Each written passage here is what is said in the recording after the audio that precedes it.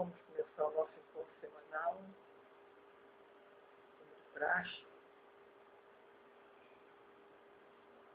pedindo Senhora que nos abra o seu manto, que se chegue até nós, com o seu amor, com a sua compaixão, com a sua infinita bondade, que venha nos ajudar, nos abençoar, nos tirar dessa vida diária, dessa agonia, de tanta tristeza que a gente assiste, que está tão perto de nós. Que abençoe com o seu manto, Senhora, todos nós estamos tristes, amargurados, com os nossos medos, as nossas doenças, as nossas perdas. E todas aquelas pessoas que pertencem à nossa egrégora, ao nosso universo, estão de uma forma ou de outra conectadas a nós. Que sejam abençoados. Aos todos os nossos amigos, aos nossos irmãos, aos nossos inimigos, que recebam a sua luz.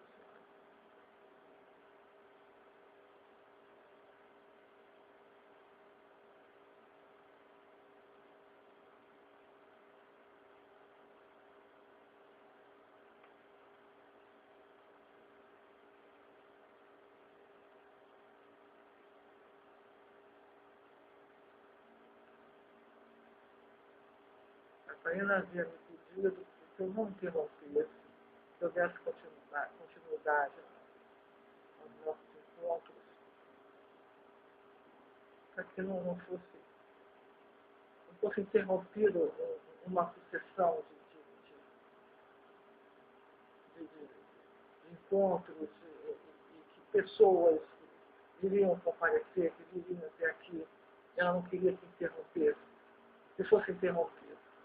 Então aqui nós estamos esperando que de alguma forma as pessoas se cheguem. Embora essa época, eu não acho que seja uma época boa para isso. As pessoas estão voltadas para outros interesses, que não estejam de parar para olhar para elas, para olhar para pensar nos seus mortos, e nas pessoas queridas ou nas pessoas doentes. Essa época é uma época que as pessoas escolhem para fugir de si mesmas, esquecer dos problemas e celebrar a vida. Naquilo que elas acham que é celebrar a vida. Diga-se de passagem.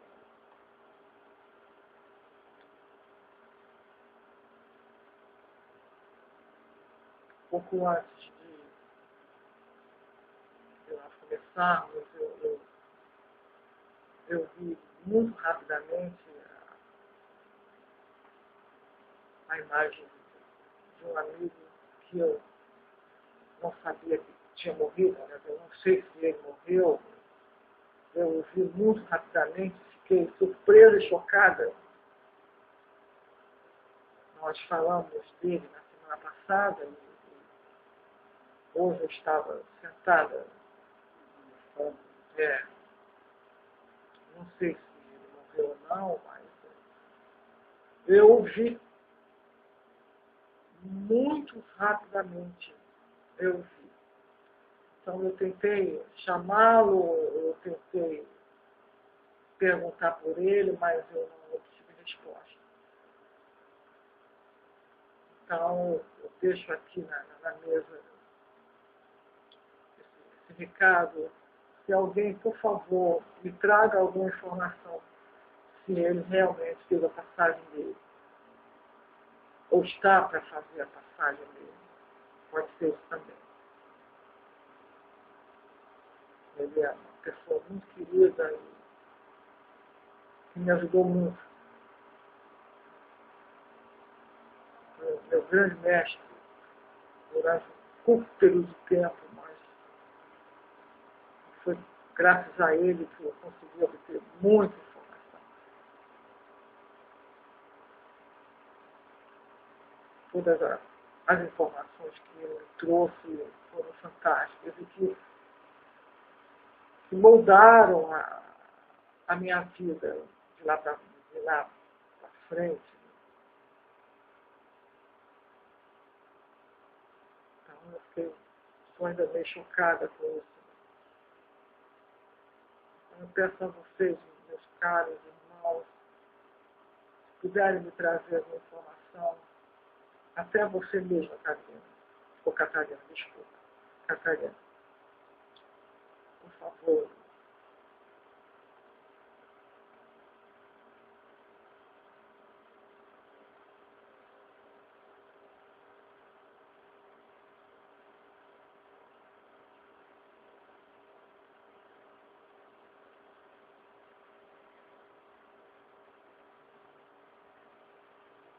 Estão sentindo alguma coisa?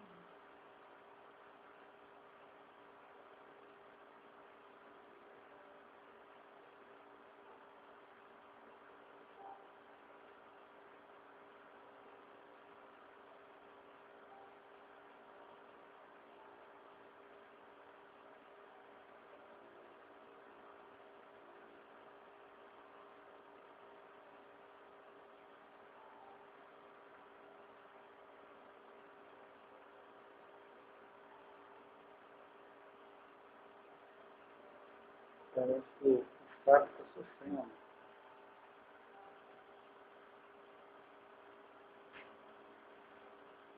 Não é alinhado isso. Né? A Catarina está aqui me falando que ele ainda não foi, mas ele vai. Não vai demorar muito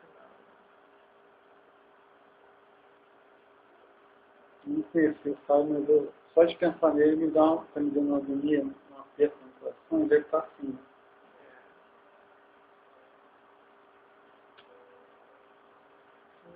Você vê a Catarina como uma senhora baixinha, cabelos todos assim, testados assim, um pouquinho gordinho, Exato. como ela mesmo. Exatamente. Ela está aqui, está me falando da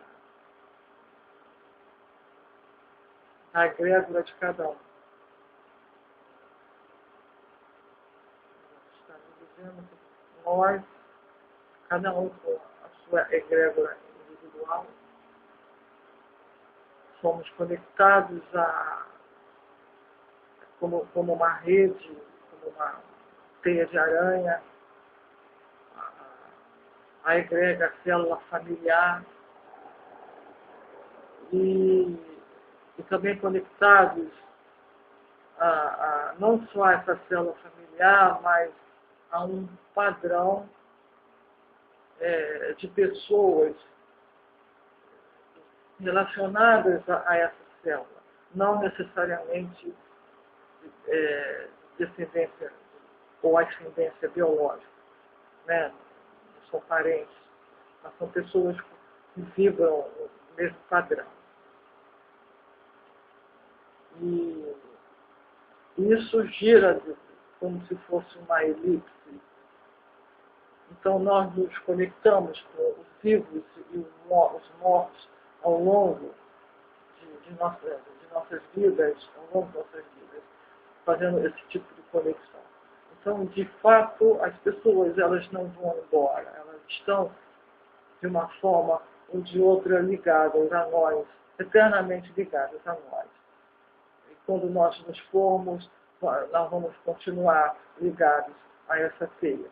Então, o outro lado nada mais é do que uma grande teia de aranha com conexões de tudo que é tipo dentro do universo de cada um.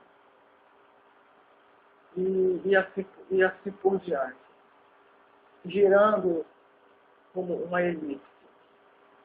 Então, quando as pessoas sonham com gente morta, às vezes pessoas nem que a gente conhece, que a gente se esbarra no meio da rua com pessoas que a gente acha que a gente já conhece, que a gente já viu, não necessariamente ela vem de outras vidas, mas que sim de padrão semelhante aos nossos. Não sei se vocês me entendem o que eu estou falando. Então, o que ela está querendo dizer, em resumo, é que as pessoas não vão embora, ninguém vai embora. Elas apenas se deslocam por estarem sem corpo, elas se deslocam para uma parte dos corpos, dos nossos corpos, e ficam ali vibrando em determinado corpo nosso, em um dos nossos corpos. E esbarram ali, ficam ali, e é assim que a gente se conecta com eles. Algumas pessoas conseguem sentir esse contato e esse esbarrão e saber quem está esbarrando, e saber e até fazer contato com essas pessoas, conversarem e tudo mais. Aldo, posso fazer uma pergunta? Real? Sim. As egrégoras, elas vão, assim, mudando de estado, elas vão evoluindo, elas vão caminhando, e vão se juntando lá na frente, e vão se tornando cada vez maiores. É assim que funciona? Cada vez maiores, não. Elas são sempre do mesmo tamanho.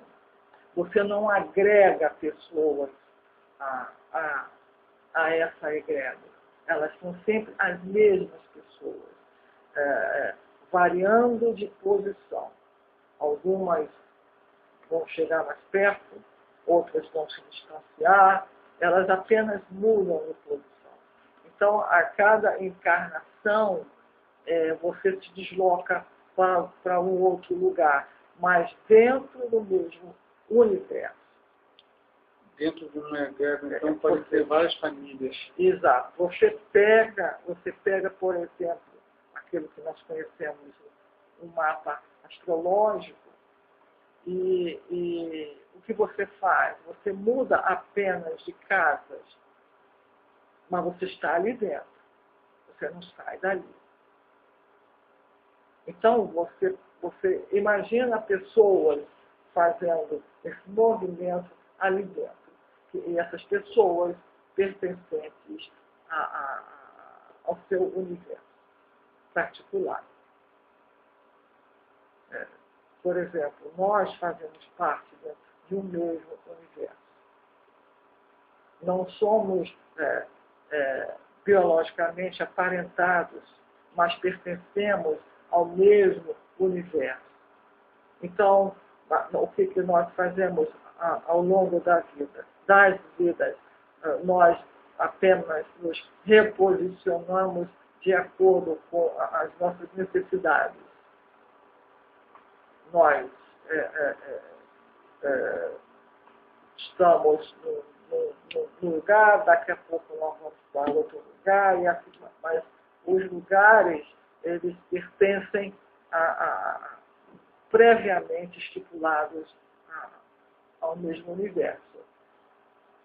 Até que, algum dia, vamos conseguir sair de dentro dessa egrégora e subir para algo maior, que, aliás, é o objetivo. Nós rodamos dentro disso e conseguimos, algum dia, conseguiremos sair de dentro deste universo. Vocês compreendem? Dentro que a gente conhece do mundo, dá para entender. Mas as egrégoras são interligadas, mesmo que sejam de natureza diferente, elas são interligadas. Como é que funciona essa? As naturezas são diferentes, mas o padrão específico é o mesmo. Você reage de uma forma diferente a uma mesma situação. Ela reage de uma forma diferente há uma mesma situação. A mesma situação é o padrão.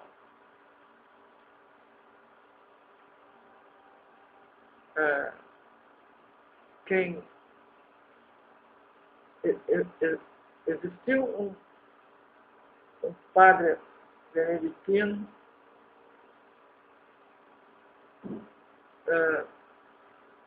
meu contemporâneo, Monsieur Rodin. Ele quase foi expurgado pela igreja, mas conseguiu fugir. E no exílio, escondido, escrevia sobre isso. E eu cheguei a fazer contato com as cartas dele, não com ele, com as cartas dele, falando sobre as similaridades dos universos paralelos. Ele chamava de universos paralelos. Não deixa de ser esta linha tênue que separa nós de vocês, nós que estamos aqui, com algumas pessoas, alguns parentes de vocês, alguns amigos de infância que já se foram, seus amigos de seus pais, de seus avós. Eles se chegam para vê-los como curiosidade, ou como saudade, ou como uma forma de fazer contato com esse mundo.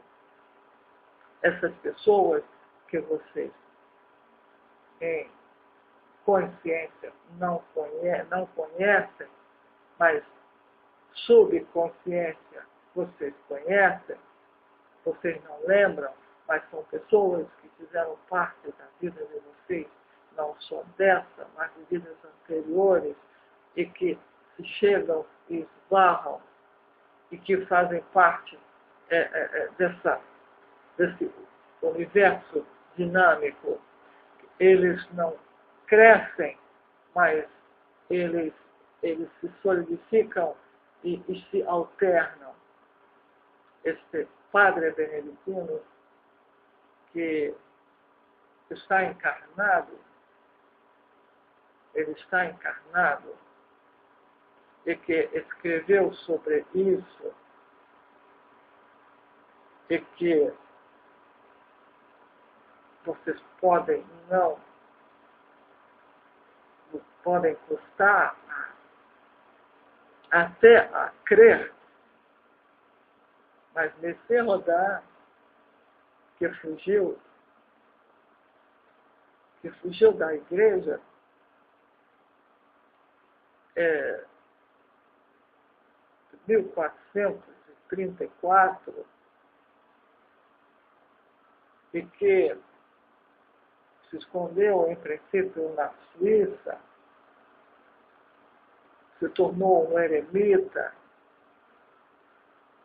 muito medroso, muito assustado, mas começou a receber mensagens que ele dizia que era de Deus, mas não era de Deus, era de um de nossos irmãos. E Monsieur Rodin começou a psicografar e escreveu sobre o que estou lhes contando. Monsieur Rodin é encarnado. Monsieur Rodin, esta menina é Monsieur Rodin, e eu me sinto muito lisonjeada em estar aqui. Eu poderia citar para vocês algumas encarnações importantes de vocês. Poderia lhes dizer que vocês fizeram parte da mesma vida de Messias Rodin. E hoje estamos aqui de novo, nos reencontrando. Eu estava encarnado nessa época. Você estava encarnado, você estava do outro lado.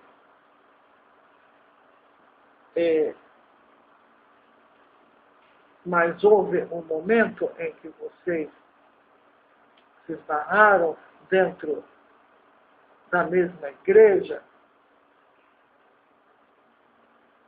e, como eu citava, Messias Rodin e as cartas que ele chamava de cartas siberianas, porque ele afirmava que a Sibéria, um lugar, na época, longínquo, que ninguém conhecia, mas ele dizia que ali se começou uma grande história, ali na Sibéria, onde alguns que ele chamava de cristãos novos se esconderam do Império Romano na época, e ali começaram uma peregrinação. É claro que Messias Rodin, ele daria sempre uma conotação sagrada, cristã, às visões dele, mas o primeiro contato, a primeira visão de Messias Rodin que o fez se retirar da igreja foi a visão da grande senhora. Foi ali, menina, que começou a sua paixão pela grande senhora. Ele teve a visão dela dizendo a ele para que ele anunciasse ao mundo que ela voltaria. Foi ali, foi esta visão que o atormentou por anos e que fez com que ele se decidisse a se retirar. E a mesma senhora lhe disse que ele, um dia, na sua velhice, iria começar a escrever sobre a verdadeira natureza do ser humano, a natureza divina do ser humano. E ele escreveu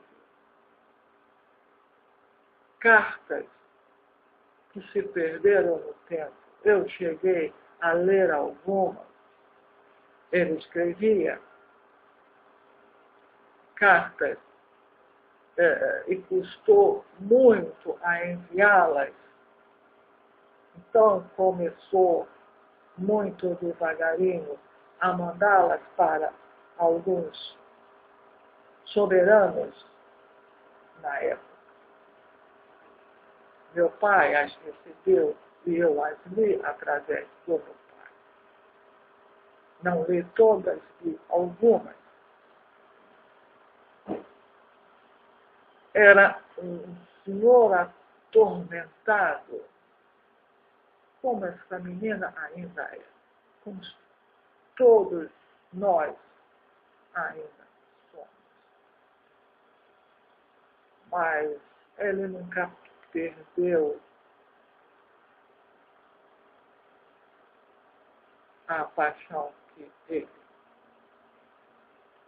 tinha por ela. pela visão muito forte.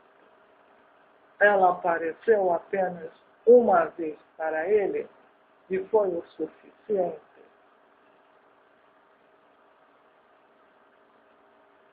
E agora estamos de novo reunidos depois de muitos longos invernos, muitas informações que vocês irão se surpreender em relação a vocês, em relação às pessoas que estão aqui, que vêm comigo, que vêm com ela. Eu nunca tive esta visão, nunca fui privilegiada por visões, talvez porque eu não precisasse delas.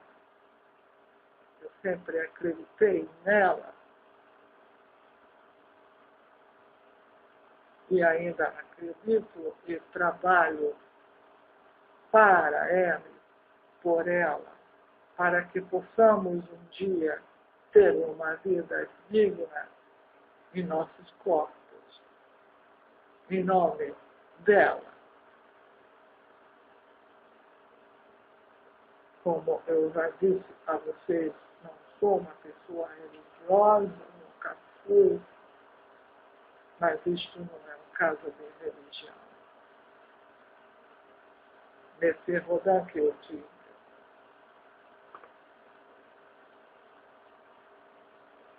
na época havia muito medo, muita escuridão, não tanto quanto a de hoje.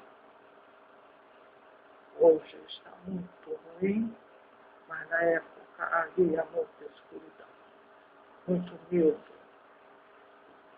Medo de tudo, medo de falar, medo de sentir.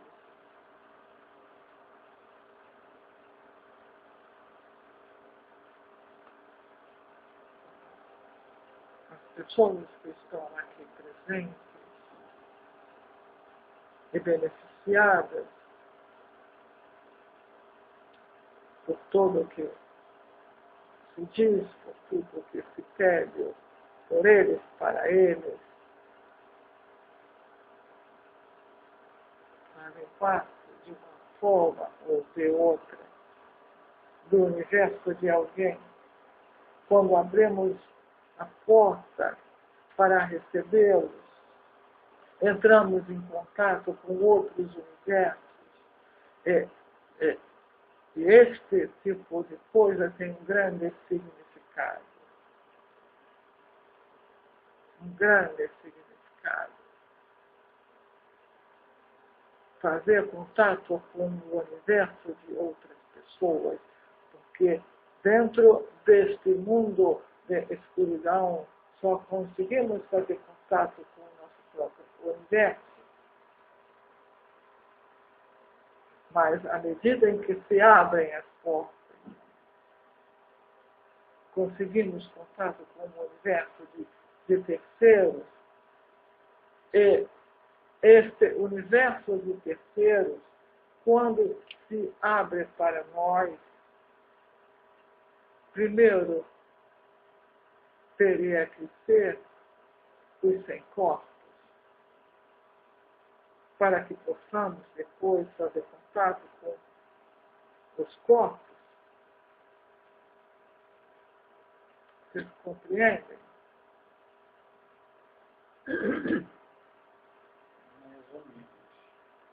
Vocês irão compreender. É uma história muito importante para todos nós, de uma grande dimensão, de que o que eu estou passando é apenas um embrião. Teremos tempo para desenvolver até 2020 Mas é uma informação muito importante. Eu queria fazer mais uma pergunta. Só sabe o que eu fazia nessa época? Você era escriba na Itália, num eremitério. Você, como mais alguns outros frades, faziam traduções de livros antigos, junto com esse Rodin, que, como você, escrevia e falava latim, grego, línguas antigas.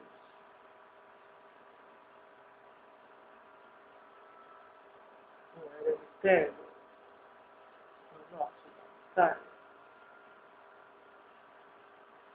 perto de Polônia, num lugar bonito, muito bonito. Eu conheço.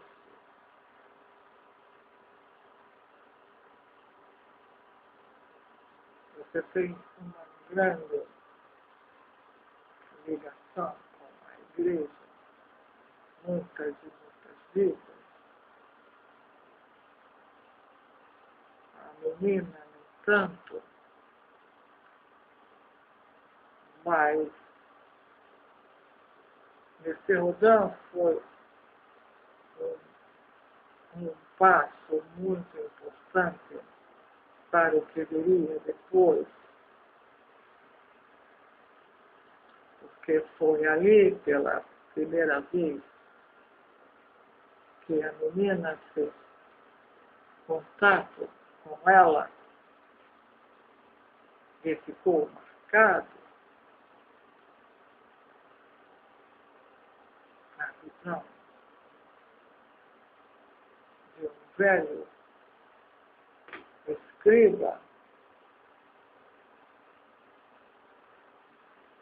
que, atormentado e torturado por ideias que na época não se aplicavam ao lugar, mas que guardava para si,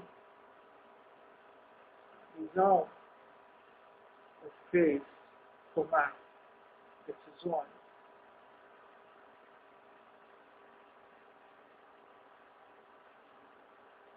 O seu caminho veio mais tarde, mas não quero me estender hoje sobre isso.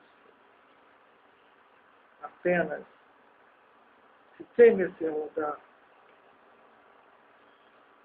para mostrar a vocês a importância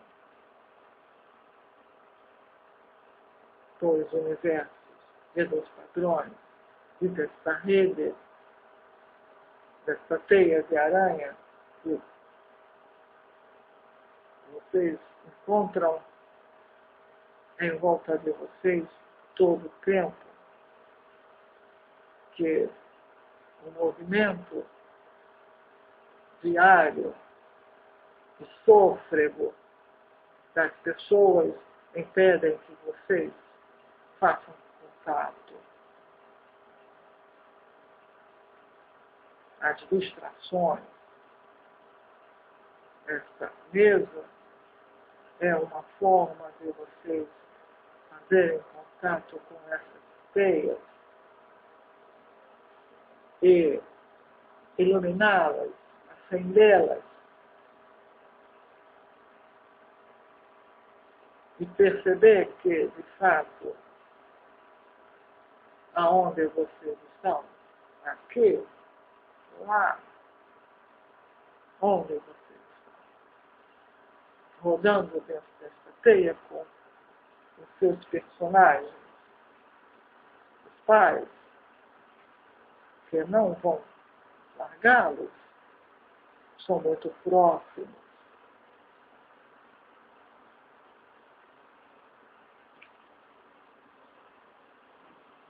eles hoje não estão presentes,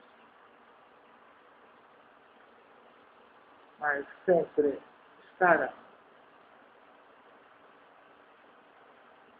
Os que estão aqui presentes são pessoas antigas. O que significa antigas? São pessoas que fizeram parte da vida de vocês em outros corpos, em eremitérios, em palácios. Embora vocês também não tenham histórias de riquezas, vocês têm histórias de luta. Eu repito, o padrão de vocês é um padrão de luta. Vocês fizeram parte dos visigodos, vocês fizeram parte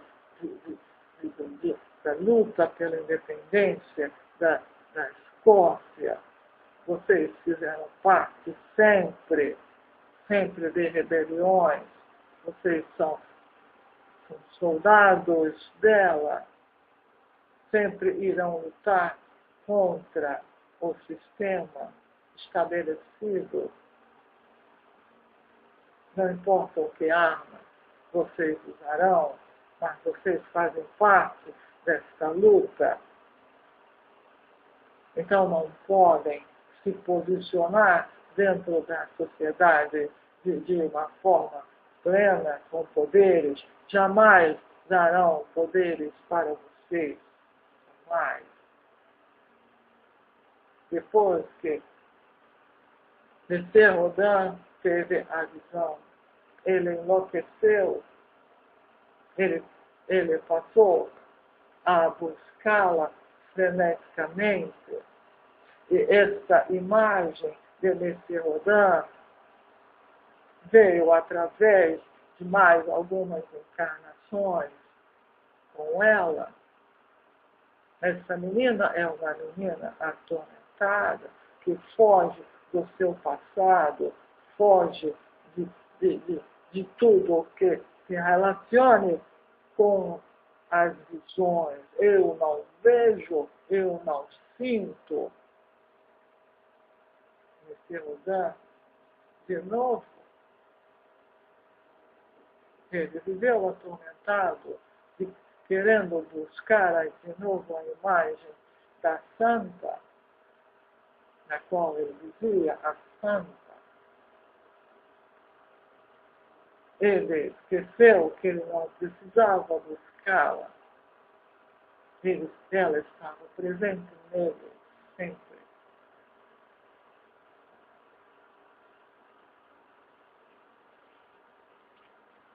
Da mesma forma que ela está agora presente em todos nós. Pelo menos agora, nesse Rodin, não foge mais, trouxe-a para perto dele. Ele está cercado dela, em todos os lados, em todos os cantos. Ele continua buscando-a freneticamente.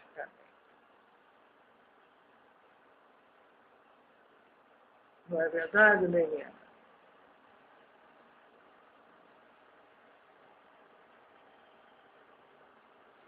Que ela esteja sempre presente. Vocês percebem a vibração dela, não percebem? Vocês são assim. Nós não precisamos chamá-la. Ela estará sempre aqui, entre nós, na agonia, na tristeza, na alegria. Ela representa a imagem da luta do ser humano por um lugar só, por uma vida sem sofrimentos, por uma vida digna, um corpo saudável, ele mortal, sem agrura, com fartura, amor e compaixão, não é o que todos nós buscamos. Porque Messê Rodin percebeu, pouco antes de morrer, Messê Rodin morreu em 1954, 20 anos depois da visão. O que ele percebeu pouco antes de morrer, quando ele finalmente teve um arrobo de lucidez,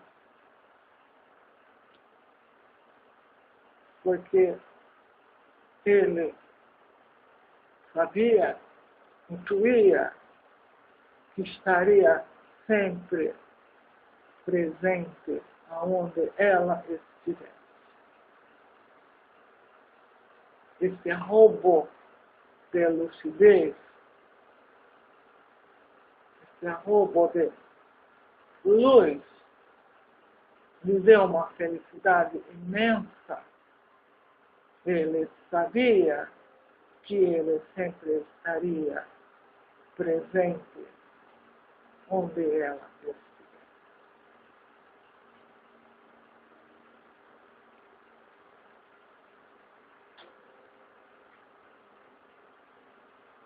Nós iremos sempre falar um pouco de cada um de nós. Você, meu rapaz, também tem histórias interessantes, histórias de muita luta, muita briga, levantando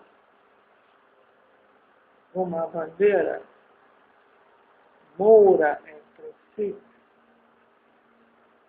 e depois se tornou um convertido, e depois foi para o sul da França buscá-la.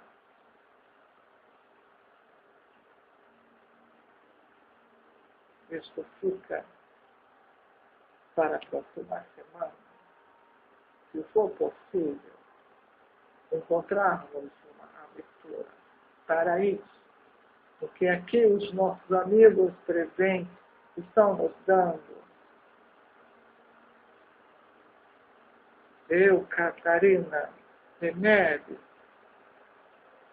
os Carlos, Davi, Constantino, todos nós ajudando aos nossos amigos sem corpos, buscando identidades, e aos nossos amigos com corpos também perdidos e buscando identidade.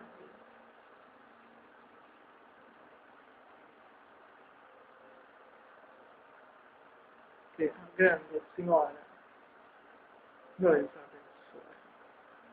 Fiquem com ela, meus queridos irmãos.